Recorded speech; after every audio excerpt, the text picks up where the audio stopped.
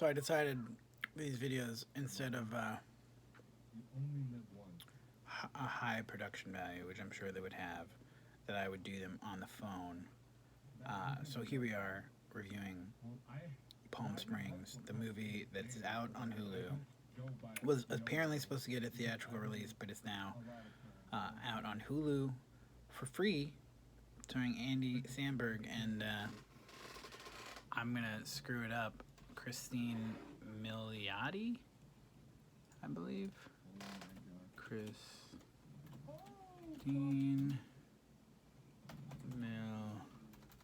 It is Cristin. Excuse me, Cristin Milioti, and yeah, so it's a great movie. If you haven't seen it, you haven't seen a trailer, I would suggest not watching this and not watching the trailer and just watching the movie.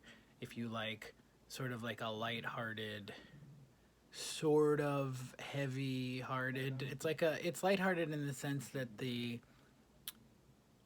stakes never feel super high, but it's heavy-hearted and real in the way that like people in the movie are dealing with a lot of like really intense life type stuff, I guess, if that makes sense.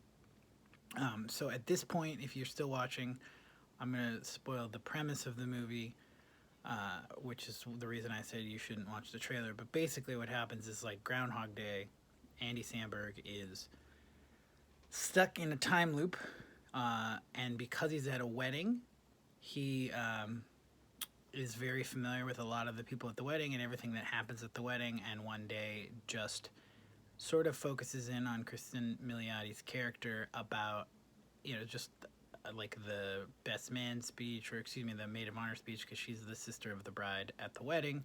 Then you end up finding out more and more stuff about what she was doing that night, and that kind of stuff. So it makes for an interesting movie. They play with the the whole knowing everything that's going to happen kind of idea very well.